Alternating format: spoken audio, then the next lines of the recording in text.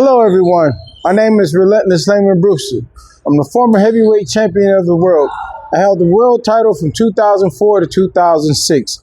I'm here today with one of the young men that I trained by the name of Dale Potter, and today we're going to be introducing to you the boxing stance along with the mentality. So just sit tight, we're going to come right back and we're going to jump into this thing. Ready to go? Yeah. Let's go.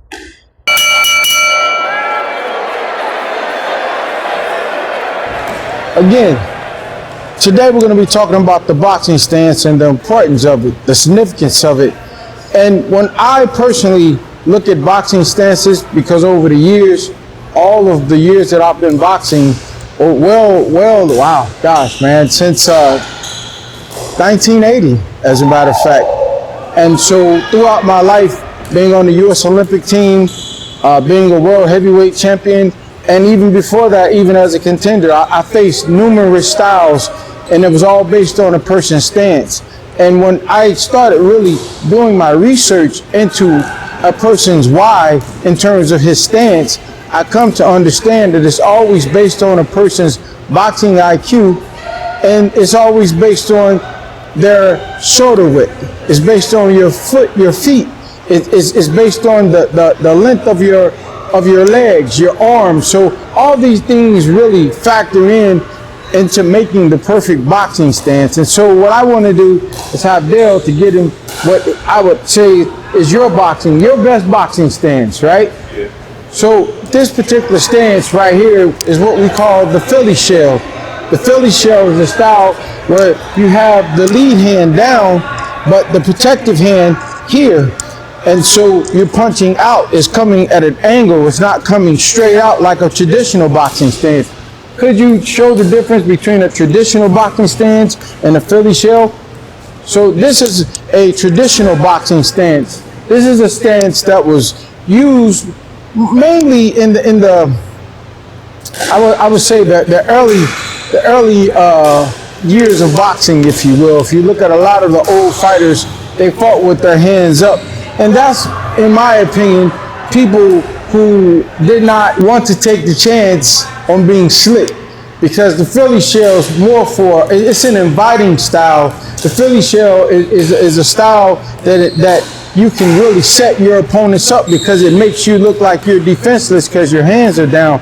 Versus when your hands is up in a traditional style, then it doesn't give your opponent a lot to look for in terms of opening. So they have to try to use their jabs, which is the lead punch, to try to make that opening to be able to land that hand that is caught. And so what we're going to do is I want to go back to the Philly shell, right? So this is a style that if I could just kind of demonstrate, whereas with the Philly shell, if I'm throwing punches, he can block it using his left hand. See that? So he's able to block it. Now with the Philly shell, also when I throw my hand that is cocked, because as you see he's southpaw, so I'm southpaw, he can roll this shot and he can counter me. So what I want to do is demonstrate how this punch is effective. So if he's annulling my jab by me throwing my jab, then he's waiting for me to throw that hand that is cocked. The minute I throw that hand that is cocked, then he has the options, so many options. The first option is to slip in and body shot, right? Boom. The second one is to slip out, and it would be right uppercut. See that? So, and that always followed by the hook, by the way. But these are positions that help fighters to foundationally build off of the knowledge and wisdom that comes with understanding what your boxing stance is. The boxing stance is based on your mentality, and it's very important that as a fighter you establish the type of fighter that you are and going to be based on your mentality. So with that being said, I want him to demonstrate what the jab looks like from this position. So I want you to throw your jab again. Now I want you to do it again and leave it out, just like you did earlier. So when he throws his jab, notice he's turning his thumb down he's rotating. That makes his shoulder rotate. It makes his hip rotate, so he gets more power out of the shot. He's leaning forward into it, pushing from that hip. And this is one of the most effective ways to throw your jab. All right? Now, I want you to go to the traditional stance. Now throw your jab. Again, he's coming from a different angle, but nevertheless, it's still effective because he's turning his thumb down. And a lot of people don't understand, thank you. A lot of people don't understand the importance of even throwing the jab based on your stance. Because with the Philly shell, you're more coming up.